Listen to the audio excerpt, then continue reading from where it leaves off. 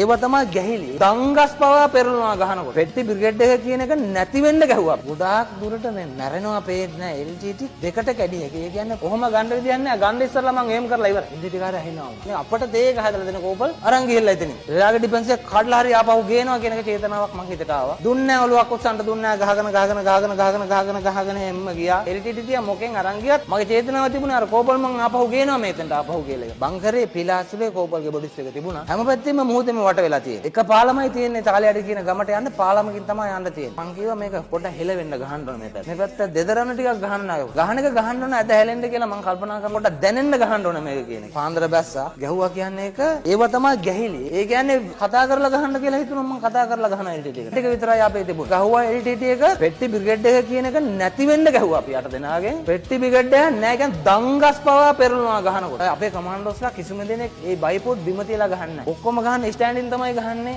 Weapon මොන හේවි weapon එක තිබ්බත් ස්ටෑන්ඩින් නම් ෆයර් කරන්නේ. කිසිම එකක් බිම තියලා ෆයර් කරන්නේ. පෙට්ටි බ්‍රිගේඩ් එක කියන ඒ ඒරියා එකම එක LTT කාර්යයක් නැති වෙන හෙවි ෆයර් එකක් දුන්නා. 14 දෙනාට ෂොට් 14කින් ගහලා බිම දාන්න තිබුණා. කමාන්ඩෝ කියන එක හඳුනලා දෙන්න ඕන වුණා වුණා. අපිට තේකක් හදලා දෙන බංකරේ තියෙනවා. ඉතින් අපිට තේක හදලා දෙන කෝපල් අරන් ගිහිල්ලා එතනින්. ලොකු වේදනාවක් හිතට ආවා. ගන්නවමයි කියලා චේතනාවක් ඇවිල්ලා ආවා. ගේනවමයි ආපහු. එයාගේ ඩිෆෙන්ස් එක කඩලා හරි ආපහු ගේනවා කියන එක චේතනාවක් මගේ හිතට ආවා.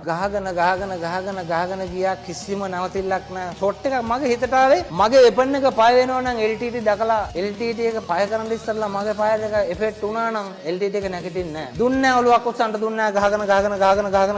ගහගෙන එම්ම ගියා. මගේ වේගේ මං තනියෙන් ගත්තා. මට කවුරුවත් බලාපොරොත්තු වෙන්නේ නැහැ. LTT තියා මොකෙන් අරන් ගියත් මගේ චේතනාව තිබුණේ අර කෝපල් මං ආපහු ගේනවා මේතෙන්ට ආපහු කියලා. යනකොට තිබුණ හට් එකක් තිබුණා. හට් එකට ගැහුවා. හට් එකට ගහලා ඉවරලා වටේටම ගැහුවා. යනකොට බංකරේ පිලාසුලේ කෝපල්ගේ බොඩිස් එක තිබුණා. එතකොට මට හිතුණා රයිට් මගේ චේතනාව හරි. ලස්සන ඉඳගෙන ටිකක් ෆයර් කරුවා ආසාවට. ගොඩාක් දුරට මේ මැරෙනවා පේන්නේ නැහැ. LTT දෙකට කැඩි එක. ඒ කියන්නේ මට කතා කරලා ගහන්න කියලා හිතුණා මං කතා කරලා ගහන LTT එකට. මං ගිහිල්ලා hina වෙලා ගහලා තියෙනවා LTT එකට. යනකොට පොල් ගහක් තියෙනවා. පොල් ගහට එහා පැත්තේ බංකරේ ඉඳගෙන ඉන්නවා දෙන්නෙක් වෙපන් ගලවලා. මගේ වෙලාව කියන්නේ දෙන්නෙක් වෙපන් ගලවලා සුද්ධ කර තමයි මේ කෑ ගහන්නේ. එක වෙපන් එකක් ස්ටෑන්ඩ් බයි තියාන ඩියුටි ඉන්න එකයි ඉන්නවා. මේ වගේ LTT එක ළඟටම මගේ පොල් ගහට කවරනවා එකපාරට වෙපන් එක දික් කරගෙන මං එකපාරට වෙපන් එක ගියා. ටක් ගාලා එම් කරුවා ඔගේ මූණටම පපුවටම එම් කරුවා. පපුවට එම් කරලා අද්ද නැතුව හිටියා. LTT කාරය ඇහිනවා. අතේ තියෙන වෙපන් එක මෙහෙම ගන්න ඒ තරමට මතකයක් නැහැ. ඒ තරමට බය මිනිස්සු LTT එකේ හිටියේ. ඒ තරමට බයයි. අතේ තියෙන වෙපන් එක කොහොම ගන්න විදියක් නැහැ. ගන්න ඉස්සරලා මං එම් කරලා ඉවරයි. දැන් අර වැඩක් නැහැ කියන එක LTT කාරයට තේරුණා. වෙපන් එක එම් කරලා ඉවරයි. වෙපන් එකෙන් ගියා එක ෂොට් එකයි. තුන් දෙනාට ෂොට් තුනයි. අපේ ඕසි දන්නවා.